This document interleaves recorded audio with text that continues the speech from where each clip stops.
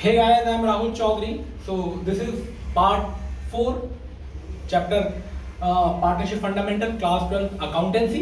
ठीक है, तो आज हम बेसिकली डिस्कस करेंगे एक बहुत इंपॉर्टेंट टॉपिक का, है ना, जिसका नाम है profit and loss appropriation account. लेकिन उससे पहले इसका बैकग्राउंड समझेंगे कि क्या बातें हैं, आप ये अकाउंट बना क्यों रहे हैं, ठीक है, इन अकाउंट का नेचर क्या है और फिर किस तरीके से अकाउंट बनाएंगे, है ना। उससे पहले अच्छा, हमने क्लास 11th में जो अकाउंटिंग करी थी वो हमने करी थी सोल प्रोप्राइटरशिप की, जहां पर क्या था कि आपने बेसिकली ट्रायल बैलेंस बनाया, फिर वहां से इंफॉर्मेशन निकाल के आपने ट्रेडिंग अकाउंट बनाया, प्रॉफिट एंड लॉस अकाउंट बनाया, ठीक है। अच्छा, अब यहाँ पे क्या है, बस बिजनेस का फॉर्म चेंज हुआ है। यहाँ पे क्या है, आपको सोल प्रोप्राइटरशिप की बात नहीं कर रहे हैं, यहाँ पे हम पार्टनरशिप की बात कर रहे हैं। तो आपका जो फॉर्म ऑफ बिजनेस है वो चेंज हो गया। अब आप एक सिंगल ओनर ना होकर के मतलब दो या दो ज्यादा ऑनर के साथ बिजनेस कर रहे हैं, जिसको हमने पार्टनरशिप कहा। तो जब फॉर्म ऑफ बिजनेस चेंज हुआ, लेकिन याद रहे फॉर्म ऑफ बिजनेस के चेंज होने से नेचर ऑफ फाइनेंशियल बिजनेस का चेंज नहीं होता। तो इसका मतलब पार्टनरशिप में भी आपको ट्रायल बैलेंस बनाना पड़ता है, वही सेम तरीके से जो आपने क्लास 11 में बनाया था। और वही ट्रायल बैलेंस से आपको इन्फॉर्मेशन निकालनी है और उसी इन्फॉर्मेशन से आपको ट्रेडिंग अकाउंट बनाना है, जो कि क्लास 11 में आप सीख चुके हैं कैसे बनाना था। यहाँ पे भी सेम रहेगा, ट्रेडिंग अकाउंट बनाया था, फिर प्रॉफिट एंड लॉस अकाउंट भी सेम जिस तरीके से बनाते थे। अच्छा, असली काम स्टार्ट होगा आपका प्रॉफिट एंड लॉस अकाउंट में जो नेट प्रॉफिट निकलता है उसको डिस्ट्रीब्यूट करने का, वो आप क्लास 12 में सीखेंगे। लेकिन उससे पहले आप सबसे पहले क्या करेंगे, ट्रायल बैलेंस बनाएंगे। ट्रायल बैलेंस से आप इन्फॉर्मेशन निकालेंगे और उस इन्फॉर्मेशन से आप क्या बनाएंगे, ट्रेडिंग अकाउंट बनाएंगे। ट्रेडिंग अकाउंट बेसिकली क्या होता है, जहां पर सबसे पहला ओपनिंग स्टॉक आ जाता है, फिर यहाँ पे नेट परचेज आता है, फिर सारे के सारे डायरेक्ट एक्सपेंस जो है हम इस अकाउंट में रिकॉर्ड करते हैं। अगर हम क्रेडिट साइड की बात करें तो वहाँ पे बाय सेल्स आ जाता है, बाय क्लोजिंग स्टॉक आ जाता है, ठीक है। उसके बाद हम टोटलिंग करते हैं और टोटलिंग करने के बाद अगर आपका क्रेडिट साइड, अगर आपका बेसिकली क्रेडिट साइड क्या है, बड़ा है और डेबिट साइड आपका क्या है, छोटा है, तो डिफरेंस यहाँ पे निकलता है। और जब डिफरेंस यहाँ पे निकलता है तो हम इसको ग्रॉस प्रॉफिट कहते हैं। अच्छा, और अगर डिफरेंस यहाँ पे निकलेगा तो हम इसको क्या कहेंगे, ग्रॉस लॉस कहेंगे। फिर यही ग्रॉस प्रॉफिट और ग्रॉस लॉस आपका ट्रांसफर हो जाता है किसमें, प्रॉफिट एंड लॉस अकाउंट में, जो कि एक नॉमिनल नेचर का अकाउंट होता था, ठीक है। तो हम यही ग्रॉस प्रॉफिट यहाँ पे क्रॉस ट्रांसफर कर देते हैं और यही ग्रॉस लॉस यहाँ पे क्रॉस ट्रांसफर करते हैं ना, दोनों में से कोई एक ही आएगा एक टाइम पर। उसके बाद इस अकाउंट की खासियत क्या होती है, जितने भी इनडायरेक्ट खर्चे होते हैं, जितने भी इनडायरेक्ट खर्चे होते हैं वो सारे रिकॉर्ड करते हैं। एक इंपॉर्टेंट बात, यहाँ पे जितने भी खर्चे होते हैं, जितने भी एक्सपेंसेस होते हैं, वो सारे क्या होते हैं, चार्जेबल होते हैं। क्या होते हैं भाई, चार्ज, है ना, मतलब चार्ज अगेंस्ट प्रॉफिट होते हैं। ये वो खर्चे होते हैं जिससे जिन खर्चों से फर्क नहीं पड़ रहा कि फर्म प्रॉफिट अर्न कर रही है या नहीं कर रही, ये खर्चे आपको पे करने ही पड़ते हैं अनडाउटली, ठीक है। अच्छा, तो सारे इनडायरेक्ट एक्सपेंस यहाँ पे आएंगे, जैसे आपको पता है रेंट आता है, डेप्रिसिएशन आता है, सैलरी आती है स्टाफ की, ठीक है, आपका इलेक्ट्रिसिटी बिल आता है, ये सारे चार्जेबल एक्सपेंस हमने यहाँ पे रिकॉर्ड करे थे। मैनेजर का कमीशन भी आता है ना, ये सारे इनडायरेक्ट एक्सपेंस रिकॉर्ड करके और फिर यहाँ पे बाय इनडायरेक्ट इनकम, सारी इनडायरेक्ट इनकम रिकॉर्ड करके फिर टोटलिंग करते हैं और टोटलिंग से देखते हैं कि अगर क्रेडिट साइड की टोटलिंग ज्यादा आ रही है और डेबिट साइड की टोटलिंग कम आ रही है तो जो डिफरेंस आएगा उसे हम क्या कहते हैं, नेट प्रॉफिट कहते हैं। और अगर डिफरेंस क्रेडिट साइड आता है तो उसको हम नेट लॉस कहते हैं।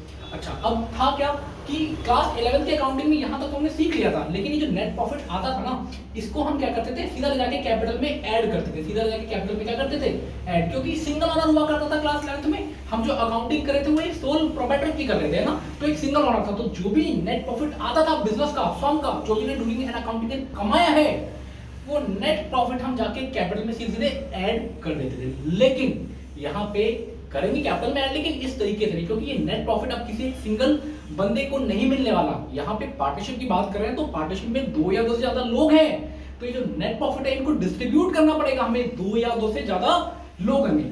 ऐसा तो नहीं है ना कि आप बेसिकली क्या करोगे, आप बेसिकली नंबरिंग करोगे और ये टॉस करोगे और जिसका नाम आ गया उसको सारा प्रॉफिट दे देंगे, नहीं, ऐसा तो नहीं होगा। ऑब्वियसली बात है, क्योंकि काम सारे कर रहे हैं, मिलके कर रहे हैं, तो प्रॉफिट में सब में शेयर होगा। तो सब में शेयर होगा तो प्रॉफिट को शेयर कैसे करना है, उसके लिए एक अकाउंट हमें पढ़ना है। तो क्लास 11 में हमने यहाँ तक कर लिया था। अब क्लास 12 की बात करें तो ये नेट प्रॉफिट निकला था, इस नेट प्रॉफिट को डिस्ट्रीब्यूट कैसे किया जाएगा पार्टनर्स में, हम वो काम यहाँ पे सीखेंगे, ठीक है।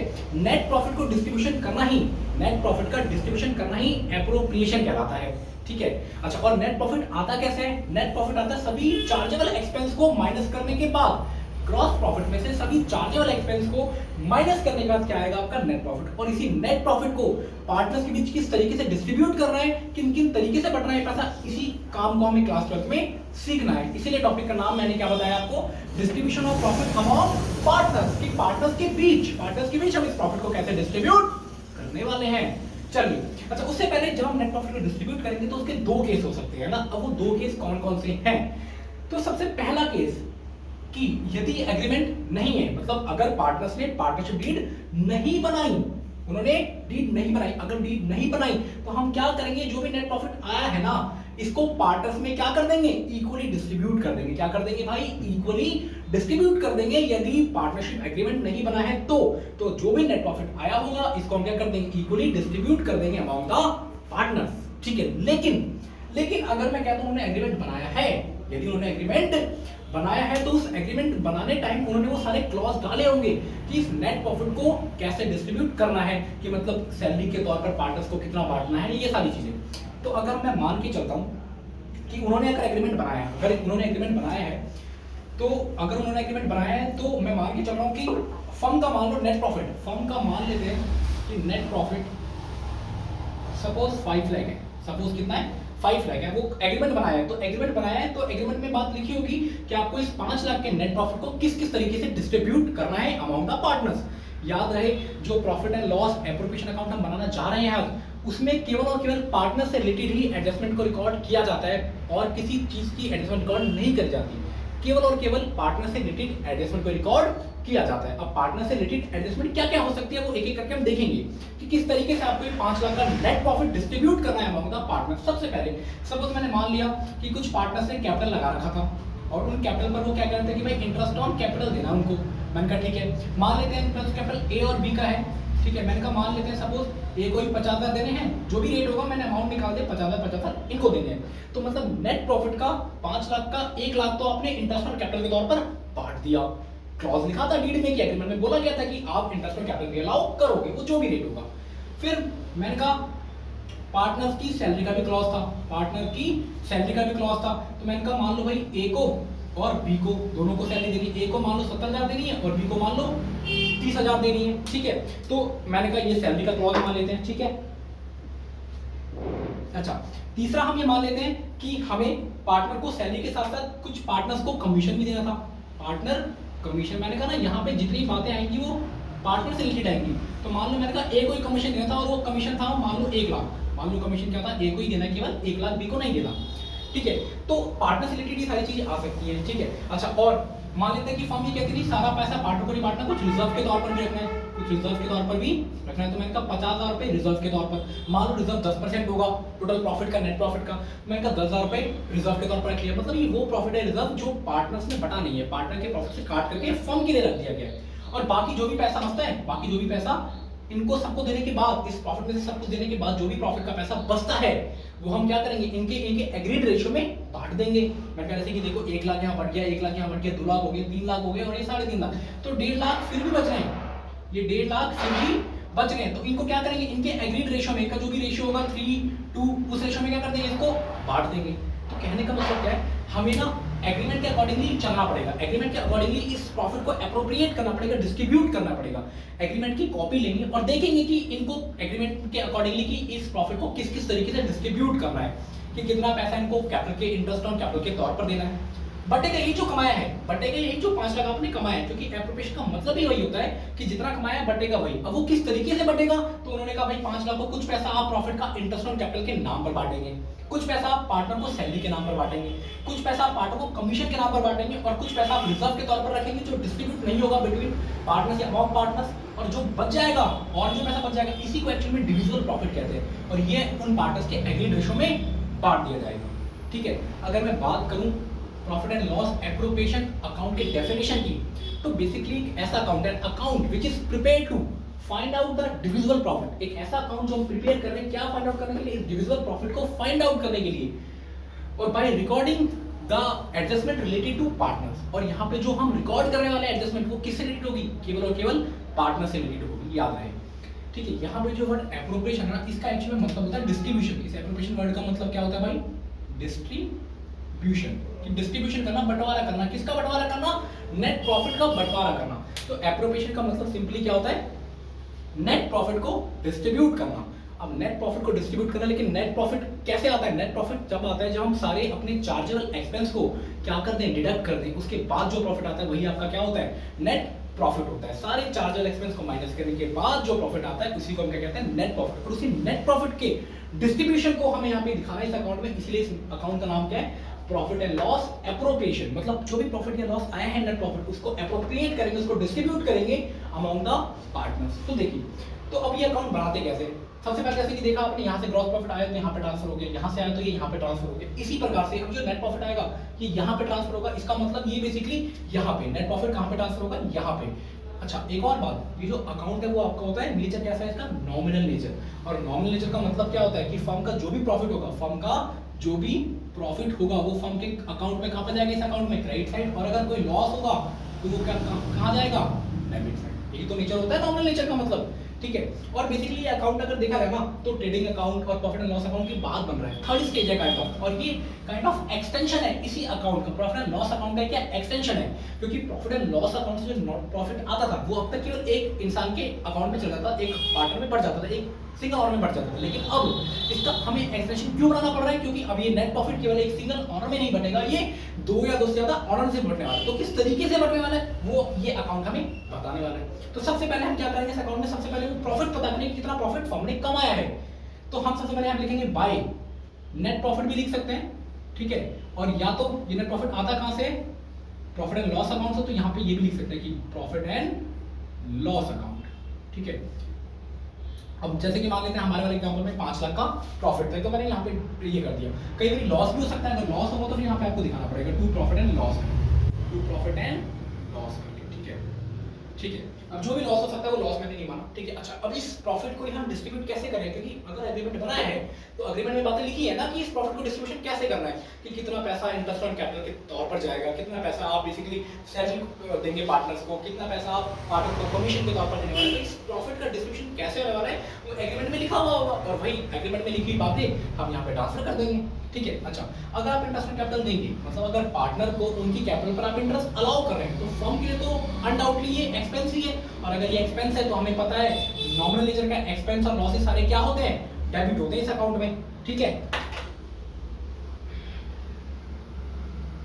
तो हम क्या करेंगे भाई, डेबिट करेंगे, ठीक है। तो सबसे पहले हम यहाँ पे लिखेंगे टू, इस प्रॉफिट को कैसे बांटा जा रहा है, इंटरेस्ट ऑन कैपिटल के तौर पर कुछ पैसा दिया जा रहा है। तो ए और बी अगर पार्टनर है, मेरे एग्जांपल के अकॉर्डिंगली 3 भी पार्ट हो सकते हैं, 4 भी हो सकते हैं। तो मैंने कहा भाई इनका 50,000 रुपये कैपिटल बना था और इनका 50,000 रुपये कैपिटल, तो 1 लाख रुपए यहाँ पे बाहर शो कर देंगे इस तरीके से। अच्छा, मैंने कहा और इस प्रॉफिट को कैसे डिस्ट्रीब्यूट करें, तो मैंने कहा भाई कुछ पार्टनर को सैलरी भी दे रहे हैं, पार्टनर को हम क्या दे रहे हैं, सैलरीज भी दे रहे हैं। मैंने कहा ए को भी दे रहे हैं सैलरी और बी को भी दे रहे हैं। मैंने कहा एक, अच्छा, और ये देखो ये जो अकाउंट बनता है वो क्या बनता है भाई, इसकी फॉर द ईयर एंड, मतलब पूरे साल का आता है। तो हम जो सैलरी लेंगे ना वो 1 मंथ की ही लेंगे, क्योंकि account for the year and बन रहा है, तो पूरे साल का खर्च जाने वाला है। तो पूरे साल में उस पार्टनर को आपने कितना इंटरेस्ट ऑन कैपिटल दिया, पूरे साल में आपने उसको कितना सैलरी दी, तो पूरे साल का आने वाला है। इंपॉर्टेंट नोट, ठीक है, इंपॉर्टेंट बात है। अच्छा, सैलरी मान लो मैंने ए को पूरे साल में मैंने कहा मान लो 70,000 दिए और बी को पूरे साल में मैंने 30,000 दिए, तो इस तरीके से ये भी सैलरी का खर्चा 1 लाख हो गया, ठीक है। अच्छा, और पैसा कैसे डिस्ट्रीब्यूट हो रहा है, तो मैंने कहा भाई पार्टनर्स के कमीशन के नाम पे भी जा रहा है, तो मैंने कहा ए कमीशन, ए कमीशन के नाम पर भी पैसा डिस्ट्रीब्यूट होगा इस प्रॉफिट का। मैंने कहा कमीशन कितना दिया भाई ए को, मैंने कहा मान लो 1 लाख रुपए ए को कमीशन दिया, ठीक है। फर्म ने बाद में कहा कि भाई कुछ पैसा आपको रिजर्व के तौर पर भी रखना है, सारा पैसा आपको पार्टनर्स में नहीं बांटना है। मैंने कहा ठीक है, तो रिजर्व पे हमने रख दिया कितना, 50,000 रुपए, ठीक है। अब जो बच गया उसको हम क्या कहते हैं, उसी को हम कहते हैं डिविजिबल प्रॉफिट। क्या कहते हैं भाई, डिविजिबल प्रॉफिट, ठीक है। और वो कितना बच रहा था हमारे एग्जाम्पल के अकॉर्डिंगली 1.5 लाख है ना, 1.5 लाख, या हम सिंपली बोलते हैं 1,50,000, ठीक है। और यही पैसा हम क्या करते हैं, पार्टनर्स के बीच बांट देते हैं। यही पैसा हम क्या करते हैं भाई, पार्टनर्स के बीच बांट देते हैं। जो ए और बी आएगा, ए और बी में बढ़ जाएगा इनके रेशियो में, और रेशियो मेरे अकॉर्डिंगली मैंने मान लिया था रेशियो 2 का, तो इसका मतलब ये 90,000 और ये 60,000 इस तरीके से डिस्ट्रीब्यूट हो जाएगा, ठीक है। अच्छा, एक जो एलिमेंट और इसमें आ जाता है कभी कभार, वो क्या है कि interest on drawing. Interest on drawing क्या है, ये फर्म पार्टनर से उनकी ड्राइंग पर चार्ज करती है ना। क्योंकि अब इंटरेस्ट ऑन ड्राइंग चार्ज क्यों करते हैं, क्योंकि एक्चुअली में क्या होता है, पार्टनर जब ड्राइंग करते हैं तो ड्राइंग का मतलब क्या है कि वो बिजनेस से पैसा घर में लेके जा रहे हैं अपने पर्सनल यूज के लिए, तो वो ज्यादा पैसा ड्राइंग ना कर पाए, मतलब ज्यादा पैसा बिजनेस से घर ना ले जा पाए, इसलिए हम उनको डिमोटिवेट करने के लिए क्या करते हैं, उनकी ड्राइंग पर इंटरेस्ट चार्ज करते हैं। अब इंटरेस्ट चार्ज करते तो ये फर्म को क्या मिलेगा, फर्म को पैसा इससे मिलेगा, तो फर्म के लिए प्रॉफिट होता है। तो इसीलिए हम क्या करते हैं, कई बार यहाँ पे दिखाते हैं bye interest on drawing, interest on drawing, ठीक है। वो जो भी रेट है वो मेंशन होगा इस एग्रीमेंट में, तो उस एग्रीमेंट के हिसाब से वो चार्ज कर लेंगे ए और बी, ठीक है, जो भी अमाउंट आएगा, जो भी अमाउंट चार्ज करना है वो निकाल देंगे, ठीक है। और बेसिकली टोटलिंग करके अगर यहाँ आएगा तो इसी को क्या कहते हैं, डिविजिबल प्रॉफिट। अच्छा, कई बार यहाँ से डिविजिबल लॉस भी आ जाता है, तो बहुत रेयरेस्ट चांस होता है, क्योंकि एक्चुअली में ना वो आने का लॉजिक बनता ही नहीं है, क्योंकि एक्चुअली में ये जो हम डिस्ट्रीब्यूशन कर रहे हैं किसका कर रहे हैं, किसी 5 लाख का तो कर रहे हैं, जितना आया है उतना ही तो बटेगा, जितना आया है उतना ही तो बटेगा। अब कई बार मान लो कि आपने ज्यादा बांट दिया इस प्रॉफिट से, वो बहुत रेयरेस्ट केस होता है जहां पर आपको बोला गया होता है कि इंटरेस्ट ऑन कैपिटल चार्ज है, कुछ ऐसे वर्ड यूज करेंगे, हम समझेंगे वो नेक्स्ट पार्ट में। लेकिन फिलहाल लॉस बहुत कम केस में आता है, लेकिन मे बी लॉस आ सकता है जब आपको चार्जेबल बोल दे कि नहीं भी आपको तो देना ही है, ठीक है। क्योंकि देखो जब एप्रोप्रिएशन हम बना रहे हैं तो एप्रोप्रिएशन का मतलब ही क्या होता है कि जितना आपने कमाया है वही बटेगा, अगर ये कमाया ही नहीं है तो ये बटेगा ही नहीं यहाँ पे। तो कई बार ऐसा हो सकता है कि आपको जैसे कि मान लो एक एग्जांपल मैं देके चलता हूँ, मान लो कि फर्म का प्रॉफिट आया केवल 60,000 रुपये, ठीक है, फर्म का प्रॉफिट आया केवल 60,000 रुपये, और ना पार्टनर को सैलरी देनी थी, पार्टनर की सैलरी याद रखिए, स्टाफ की सैलरी नहीं, स्टाफ की सैलरी तो नहीं याद आती, जो कि चार्जेबल है, देनी ही पड़ेगी, ये पार्टनर की सैलरी है। अच्छा, पार्टनर की सैलरी है, मान लो भाई ए को और बी को, मान लो इसको भी 40 देने थे और इसको भी 40 देने थे, ये डीड में लिखा हुआ था इतना इतना देना है, लेकिन एक्चुअली में फर्म का नेट प्रॉफिट, फर्म का जो नेट प्रॉफिट है वो कितना आया, 60,000 ही आया है। अब हम 40-40-80 तो दे नहीं पाएंगे, क्योंकि जस्ट बिकॉज ऑफ ये एप्रोप्रिएशन है, तो हम क्या करेंगे भाई, हम कहेंगे हम आपको इतना इतना नहीं दे पाएंगे, क्योंकि फर्म ने कमाया ही नहीं है। एप्रोप्रिएशन का मतलब जितना कमाया है उतना ही डिस्ट्रीब्यूट होगा, ये हमने जो डिस्ट्रीब्यूशन कराया वो इसी 5 लाख का तो कराया, इसी तरह तो डिस्ट्रीब्यूशन कराया, उतना ही डिस्ट्रीब्यूशन का जितना आपने कमाया है, अगर कमाया ही नहीं तो डिस्ट्रीब्यूशन होगा ही नहीं। तो इसका मतलब हम क्या कहेंगे भाई, आपको भी 30,000 मिलेगा और आपको भी 30,000 मिलेगा, क्योंकि हम बांट नहीं सकते, हमने इतना प्रॉफिट कमाया ही नहीं है। वो किसी किसी केस में ये कह सकता है कि भाई मान लो कि नहीं वो चार्जेबल खर्चा है, मतलब चार्ज है वो देना ही पड़ेगा आपको, चाहे बेशक आपको लॉस हो जाए, तो फिर लॉस जाएगा तो हम इनको 40-40 दे तो देंगे, लेकिन फिर आपको इधर लॉस दिखाना पड़ेगा, जो कि पार्टनर कैप मतलब पार्टनरशिप बियर करेंगे।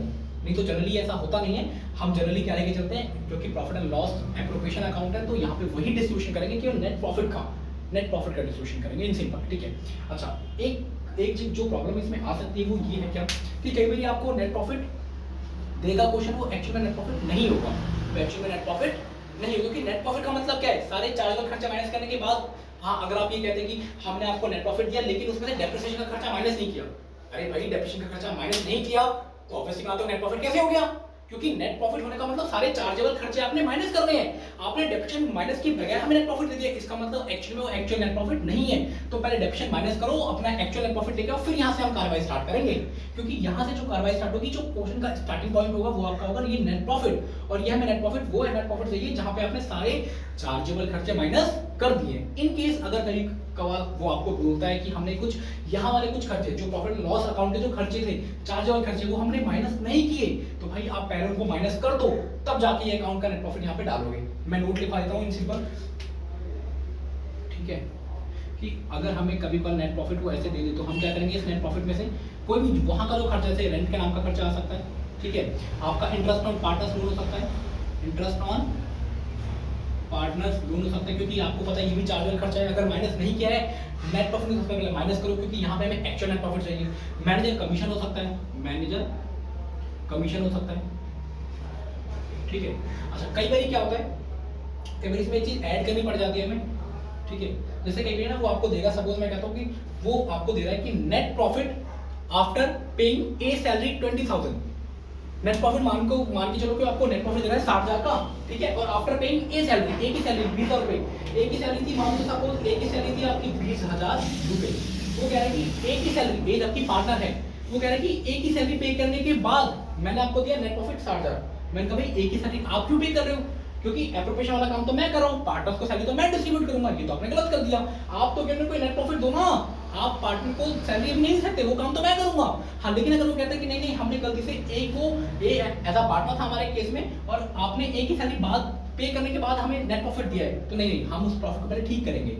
ए को आपने क्यों दे दिया, अगर आपने ए को प्रॉफिट दे दिया इसका मतलब हमारा नेट प्रॉफिट तो घट गया है, तो वापस से एक्चुअल प्रॉफिट निकालने के लिए जो ए पार्टनर को अपनी सैलरी गलती से दे दी थी, तो वो हम क्या करेंगे, ऐड कर देंगे। तो कई बार ऐसा होता है, तो आफ्टर वाला चीज हम क्या कर देते हैं, ऐड कर देते हैं, क्योंकि आफ्टर वाला मतलब आफ्टर पेइंग ए सैलरी, इसका मतलब आपको एक वो सैलरी देने के बाद वो प्रॉफिट दिया, जबकि ऐसा आपको नहीं करना, क्योंकि ए को सैलरी तो हम इस अकाउंट में देंगे ही, तो हमें वो एक्चुअल प्रॉफिट चाहिए होता है। तो कई बार ऐसे चेंजेस करने पड़ सकते हैं आपको उस नेट प्रॉफिट के साथ, ठीक है। तो बेसिकली ये आपका अकाउंट है। नेक्स्ट वीडियो में हम इसके और एक्सटेंशन की बात करेंगे, बेसिकली और क्या क्या सारी बातें हैं, और इनके कुछ क्वेश्चंस की बात करेंगे। आई होप आपको ये वीडियो पसंद आई हो और आपको ये टॉपिक समझ में आया हो, बहुत इंपॉर्टेंट है। बाकी नेक्स्ट वीडियो में मिलते हैं, जब तक के लिए आप इस वीडियो को एंजॉय करें, ठीक है, और चैनल को सब्सक्राइब करें और वीडियो को शेयर करें। Tata bye bye.